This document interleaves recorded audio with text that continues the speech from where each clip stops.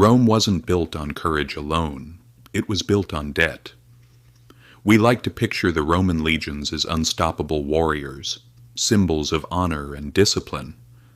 But behind every shining helmet and sharpened sword was a vast, costly supply chain. Thousands of men needed food, weapons, roads, and payment. Horses needed feed.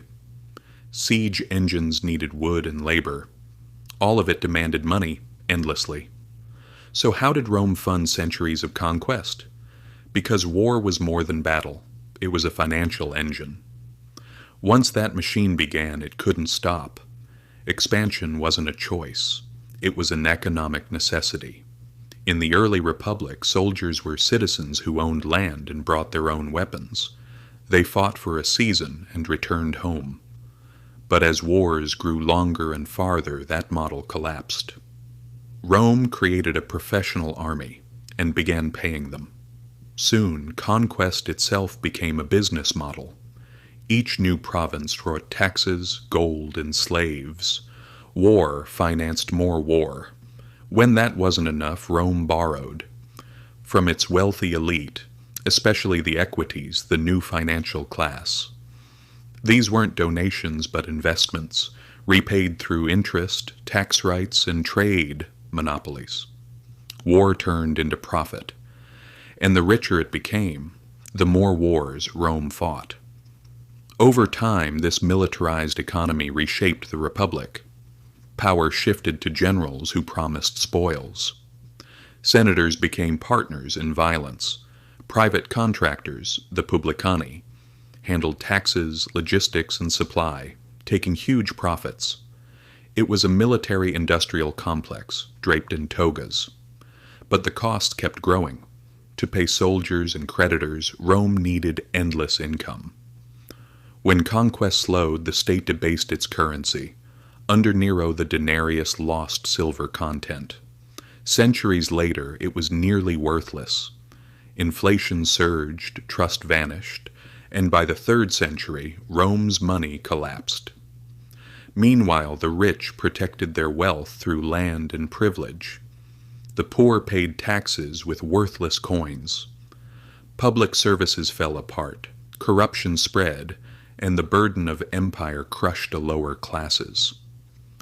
Rome didn't just fall by the sword, it fell by financial decay. Sound familiar? Today, governments run massive deficits. Wars are financed by debt. Central banks quietly print money. Corporations profit from crises. Our economy, too, depends on constant expansion, military, monetary, or market-based. The pattern is ancient. Rome teaches a timeless truth. An economy built on expansion eventually hits a wall. When there are no lands left to conquer or profits to chase, the math stops working. Debt remains, expectations remain, but income dries up. Then the state turns inward, raising taxes, devaluing currency, tightening control. Rome distracted its citizens with bread and circuses. Today we do it with media, credit, and slogans. Different names, same mechanics. Now we call it monetary policy or stimulus, not tribute. But the cycle repeats. Money is printed. Governments overspend. The rich buy assets. The poor lose purchasing power. Wars continue, funded by debt. And as always, the same people profit, while others pay through inflation and austerity. Once debt becomes normal, crisis is no longer needed to justify money printing. Emergency becomes policy. And everyone must pretend the system still works until it doesn't. That's why history matters. These aren't dusty stories, they're warning signs. Rome shows what happens when a state gives finance too much power, loses monetary integrity, and burdens citizens beyond endurance. Not because it was evil, but because the system had no off switch. Today's empire is digital, global, powered not by legions, but by capital flows. Yet the game is the same. Money and power move together. War is profitable. Inflation punishes the weak. and illusions hold until they break. So, what can you do? Recognize the pattern. Most people don't. They think inflation is random, taxes are neutral, and debt means freedom. But as the Stoics said, those are illusions. You can't escape the system, but you can understand it. Stop playing blind.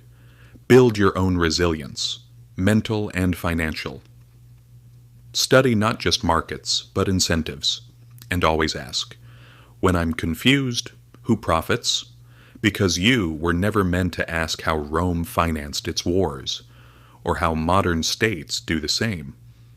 You were meant to watch the spectacle, not the mechanism. But now you know. And once you know, you can't unsee it. Empires don't fall when enemies arrive. They fall when the math stops working, and no one dares to fix it. If this gave you a new perspective, follow the money.